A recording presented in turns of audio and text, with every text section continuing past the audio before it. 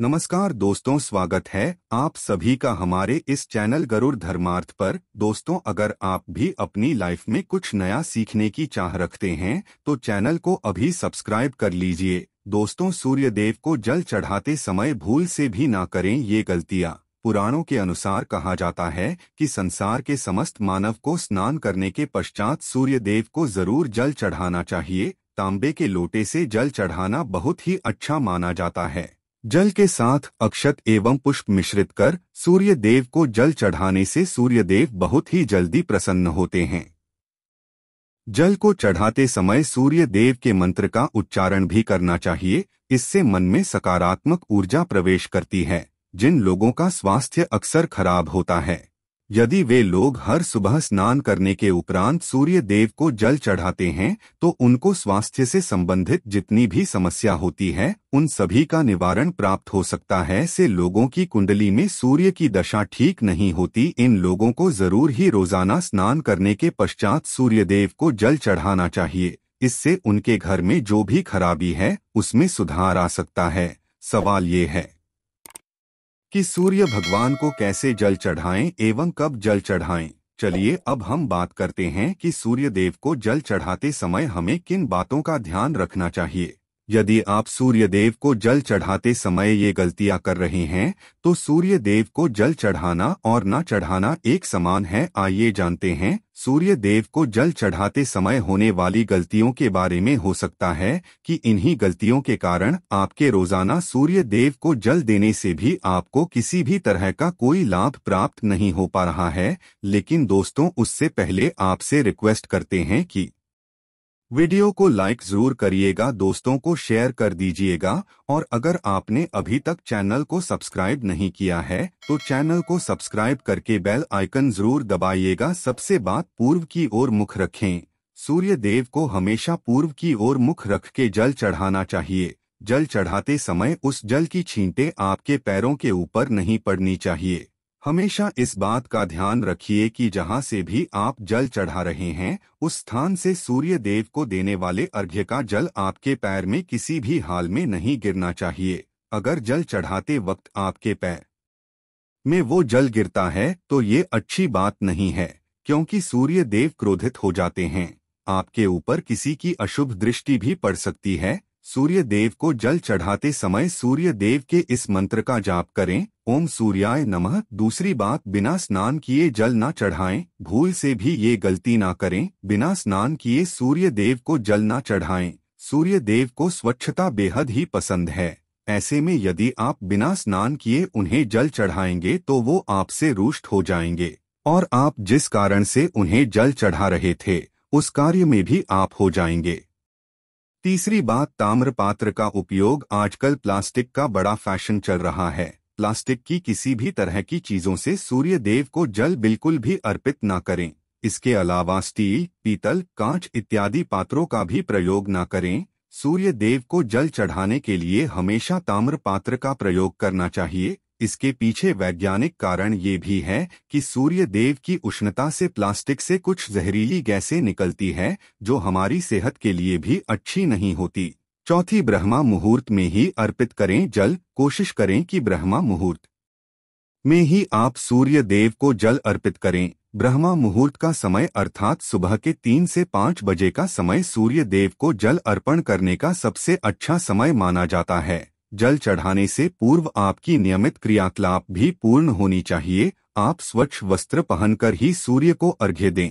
ऐसा करने से 9 ग्रह की कृपा जल चढ़ाने वाले व्यक्ति के ऊपर सदैव बनी रहती है। बात, अक्षत एवं पुष्प जरूर हो। सूर्य देव को जल चढ़ाते समय जल में अक्षत, रोली, पुष्प जरूर होनी चाहिए। अगर आपके पास कुछ भी नहीं है तो अक्षत से काम चला सकते हैं, बस खाली सिर्फ जल ना चढ़ाए। छठी बात, हाथ सिर के ऊपर रखें। हमेशा अपने हाथ को सिर के ऊपर रखकर ही सूर्य देव को जल अर्पित करना चाहिए। जब जल की धारा सूर्य देव को अर्पित करते वक्त गिरती है तो उसी धारा से सूर्य देव को देखना चाहिए। कहा है कि ऐसा करने से व्यक्ति के ऊपर सूर्य देव की कृपा बनी रहती है एवं व्यक्ति के मन में सकारात्मक ऊर्जा भी प्रवेश करती है। सातवीं बात, चप्पल ना पहने। भूल से भी आपके पैर में चप्पल नहीं होनी चाहिए। यदि आप सूर्य देव को चप्पल पहनकर जल अर्पण करेंगे तो वो आपसे रुष्ट हो जाएंगे और आपके जितने भी काम रुके हुए हैं वो सभी काम भी आगे नहीं बढ़ पाएंगे। इसलिए हमेशा सूर्य देव को नंगे पैरों में रहकर ही जल अर्पित करें। 8वीं बात, रविवार के दिन जरूर जल चढ़ाएं। आप हर दिन सूर्य देव को जल चढ़ाएं या ना चढ़ाएं, लेकिन रविवार के दिन सूर्य को जल जरूर चढ़ाना चाहिए, क्योंकि रविवार का दिन सूर्य भगवान का दिन होता है। इस दिन को जरूर ही हर व्यक्ति को सूर्य देव को जल अर्पित करना चाहिए। इससे यदि आपकी कुंडली में किसी तरह का कोई सूर्य से संबंधित दोष है तो वो दोष गुण में परिवर्तित हो जाएगा। 9वीं बात, भोजन लें। यदि आप सूर्य देव को हर दिन जल चढ़ाते हैं तो इस बात का जरूर ध्यान रखिए कि आप रविवार के दिन मांसाहार का सेवन ना करें। लाल रंग की सब्जी, मसूर की दाल ना खाएं। यदि आप रविवार के दिन मिष्ठान ग्रहण करते हैं तो ये बहुत ही अच्छी बात है।